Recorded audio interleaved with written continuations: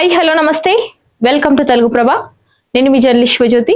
ఈ రోజు మనం తెలుగు ప్రభ న్యూస్ పేపర్ లోని ముఖ్యాంశాలు చూద్దాం. హెటెరో కోడ్ గుట్టు రట్టు, రసాయన మందులకు కోడ్ భాష, ఈఆర్ రిటర్న్స్ లో బట్టబయలైన వ్యవహారం, సామర్థ్యానికి మించి మందుల ఉత్పత్తి చేస్తున్నట్టు తెలుస్తుంది. దేశీయ అంతర్జాతీయ మార్కెట్లో హవా, స్థానికులకు కాలుష్యం, కంపెనీకు డాలర్లు. హెటెరో కోడ్ వ్యవహారం గుట్టు రట్టయింది. రసాయన మందులకు ఒక్కో కోడ్ ఇస్తూ యథేచ్ఛగా మందులు ఎగుమతి చేస్తున్న విషయం బయటపడింది. పీసీబీ టాస్క్ ఫోర్స్ తనిఖీల్లో డ్రమ్ములపై కనిపించిన కోడ్ల అసలు రంగు తేట తెల్లమైంది. ఇక్కడ చూస్తే మనకి ఇక్కడ కనిపిస్తున్నాయి. ఇట్లా ప్రతి ఒక్క డ్రమ్ మీద కోడ్స్ వేసి మరి వాళ్ళు ట్రాన్స్పోర్ట్ చేసినట్టు, వేరే కంట్రీస్ కి ట్రాన్స్పోర్ట్ చేసినట్టు తెలుస్తుంది. అనుమతులు లేని మందులు ఒకవైపు, సామర్థ్యానికి మించి మందుల ఉత్పత్తి మరోవైపు చేస్తూ స్థానికంగా జల వాయు కాలుష్యాలను సృష్టిస్తున్నది. ఇంత జరుగుతున్నా కాలుష్య నియంత్రణ మండలి ఉన్నతాధికారులు కిమ్మనడం లేదు. వ్యాపార వృద్ధి లక్ష్యంగా పర్యావరణాన్ని పణంగా పెట్టి హెటెరో సాగిస్తున్న రసాయన విషవలయాన్ని తెలుగు ప్రభ నిఘా విభాగం ఛేదించింది. ఇక్కడ చూసుకుంటే రైతు డిస్కంపై గుబులు, జూన్ 2 నుంచి అమలంటూ ప్రచారం, 24 గంటల ఉచిత విద్యుత్ పై సందిగ్ధం, పెరిగిన పెట్టుబడి తగ్గిన ఆదాయం, గిట్టుబాటు కాని ధరలతో రైతన్నలు కుదేలు, భవిష్యత్తు ఛార్జీలపై రైతు సంఘాల ఆందోళన వ్యక్తం చేస్తున్నారు. స్మార్ట్ మీటర్లతో పారదర్శకత ఉంది అంటూ కూడా ప్రభుత్వం తెలిపింది. ఇక్కడ చూసుకుంటే రైతు డిస్కంలతో కుట్ర అంటూ కూడా టిఆర్ఎస్ చీఫ్ కల్వకుంట్ల కవిత వ్యాఖ్యానించారు. ఈఆర్సీని తిరస్కరించాలి అంటూ 6 నెలలు ఎందుకు సీక్రెట్ గా ఉంచారు అంటూ కూడా తను ప్రశ్నించారు. ఇక్కడ తీసుకుంటే రైతులకు 3 గంటల కరెంటు చాలు, ఈఆర్సీ సమావేశంలో రైతు కమిషన్ చైర్మన్ కోదండరెడ్డి స్పష్టం చేశారు. ప్రతిపక్షాల రాద్ధాంతంపై తను ఆగ్రహం వ్యక్తం చేశారు.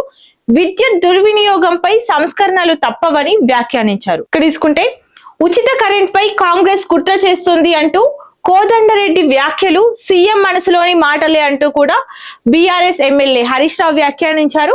సో 3 గంటల కరెంట్ తో వ్యవసాయం సాధ్యమా అంటూ కూడా తను ప్రశ్నించారు. ఇక్కడ చూసుకుంటే రైతు పేరుతో దుర్వినియోగం, ఇతర అవసరాలకు మళ్లింపు, దాన్ని అరికట్టేందుకే రైతు డిస్కం, రైతుల మోటార్లకు మీటర్లుండవు అంటూ కూడా టీజీఆర్ పీడీసీఎల్ సిఎండి ఫారూక్ తెలిపారు. బాధ్యులపై కఠిన చర్యలు తీసుకోవాల్సిందే అంటూ కూడా సుప్రీంకోర్టు ఈ నీట్ పేపర్ లీక్ వివాదంపై తీవ్ర ఆగ్రహం వ్యక్తం చేసింది. తదుపరి విచారణ జూలై 2వ వారానికి వాయిదా వేసినట్టు తెలుస్తుంది. నీట్ సంస్కరణలపై సుప్రీంలో ఎన్టీఏ అఫిడవిట్, పరీక్ష కేంద్రాల్లో సీసీటీవీ ఫోరెన్సిక్ తనిఖీలు, ఆన్లైన్ విధానంలో నీట్ నిర్వహణపై కేంద్రంతో చర్చలు జరుపుతుంది. దర్యాప్తుపై పార్లమెంటరీ కమిటీ ముందుకు ఎన్టీఏ సిబిఐ చీఫ్లు, తీర్పు రిజర్వ్ చేసిన 3 నెలల్లోపు వెల్లడించాల్సిందే అంటూ కూడా హైకోర్టుకు సుప్రీంకోర్టు ఆదేశాలు జారీ చేసింది. బెయిల్ పిటిషన్లపై 1 రోజులోనే నిర్ణయం తీసుకోవాలంటూ కూడా సూచించింది. కార్యకర్తలే సుప్రీం, 10 రోజులకోసారి వారిని కలుస్తానంటూ కూడా సీఎం రేవంత్ రెడ్డి తెలిపారు. సో పార్టీ కోసం అందరూ పని చేయాల్సిందే అంటూ, ఇందులో ఎవరికి మినహాయింపు లేదు అంటూ తెలిపారు. పార్టీ బలోపేతం అయితేనే రాజకీయ భవిష్యత్తుకు పునాది అంటూ కూడా ముఖ్యమంత్రి రేవంత్ రెడ్డి తెలిపారు. సర్పై పూర్తి అవగాహన పెంచుకోవాలని శ్రేణులకు పిలుపునిచ్చారు. ఇక్కడ చూసుకుంటే పథకాలను ప్రజల్లోకి బలంగా తీసుకెళ్లాలి అంటూ కూడా పథకాలను ప్రజల్లోకి బలంగా తీసుకెళ్లాలి అంటూ కూడా సీఎం రేవంత్ రెడ్డి అధికారులకు సూచించారు. సో 6 గ్యారెంటీలు, సంక్షేమంపై విస్తృత ప్రచారం కల్పించాలి అంటూ తెలిపారు. గాంధీ భవన్ లో పిసిసి కీలక మేధోమథనంలో భాగంగా సీఎం రేవంత్ రెడ్డి తెలిపారు. సో ఇక్కడ రాజకీయ వ్యవహారాలు అడ్వైజరీ కమిటీల సమావేశంలో పార్టీ ప్రభుత్వ సమన్వయంపై రోడ్ మ్యాప్ కు నిర్ణయం తీసుకున్నట్టు తెలుస్తుంది. రాజకీయ సవాళ్లను ఎదుర్కొనే అంశంపై సుదీర్ఘ చర్చ జరిగింది. స్థానిక ఎన్నికలపై ఇప్పటి నుంచి వ్యూహాలకు శ్రీకారం చుడుతున్నారు. నైరుతి రాక మరింత ఆలస్యం, జూన్ 3న కేరళ తీరాన్ని తాకనున్నట్లు ఐఎండీ తాజా అంచనాలు వేసింది. తొలుత మే 26నే ప్రవేశిస్తాయని ప్రకటన.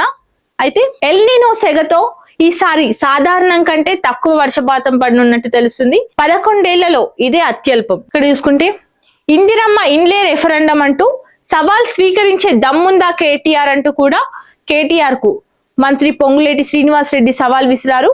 2.5 ఏళ్లలో 4.5 లక్షల ఇండ్లు ప్రారంభించామంటూ, బీఆర్ఎస్ కంటే ఎక్కువ ఇండ్లు నిర్మిస్తామంటూ కూడా తను ధీమా వ్యక్తం చేశారు. ఇక్కడ చూసుకుంటే లెక్కలోళ్లకు 1.25 లక్ష చిక్కులు, అడుగు ముందుకు పడని జనాభా లెక్కలు, వచ్చిన వాళ్ళు సిబ్బందా లేక దొంగల, నమ్మేదెలా అంటూ జనాలు, భద్రత కావాలంటున్న తెలంగాణ మహిళా సిబ్బంది, ఎండలు మండిపోతున్నాయంటున్న ఏపీ ఉద్యోగులు. అన్ని చెబితే పథకాలు ఆగిపోతాయన్న భయంలో ప్రజలు. కారు ఎదురింటి వాళ్ళదని తమకు బండి కూడా లేదంటూ సమాధానాలు ఇస్తున్నారు. ఉత్తరాది రాష్ట్రాల్లోనూ దాదాపు ఇదే తరహా సమస్యలు తలెత్తుతున్నాయి.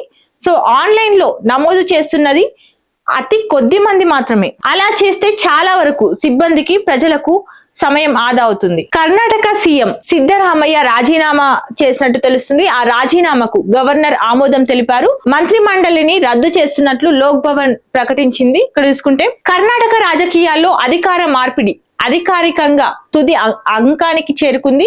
ముఖ్యమంత్రి పదవికి సిద్ధరామయ్య సమర్పించిన రాజీనామాను గవర్నర్ తాహర్ చంద్ గెహ్లాట్ శుక్రవారం ఉదయం ఆమోదించారు. సిద్ధరామయ్య రాజీనామాను స్వీకరించిన గవర్నర్ ఆయన నేతృత్వంలోని మంత్రి మండలిని తక్షణమే రద్దు చేస్తున్నట్లు లోక్ భవన్ నుంచి అధికారిక ప్రకటన విడుదల చేశారు. యతీంద్రకు కీలక శాఖలు ఇవ్వండి అంటూ కూడా తన కొడుకు కోసం రాహుల్ ముందు సిద్ధరామయ్య డిమాండ్ల జాబితా నుంచారు. సో కర్ణాటక రాజకీయాల్లోనే ఉంటానంటూ కూడా తను స్పష్టం చేసినట్టు తెలుస్తుంది. ఇక్కడ చూసుకుంటే సకల సౌకర్యాలతో అర్బన్ ఇందిరమ్మ ఇల్లు క్యూర్ పరిధిలో తొలి విడతగా 1,00,000 ఇండ్లు, అవసరమైతే 10 అంతస్తుల వరకు భవనాలు నిర్మించనున్నారు.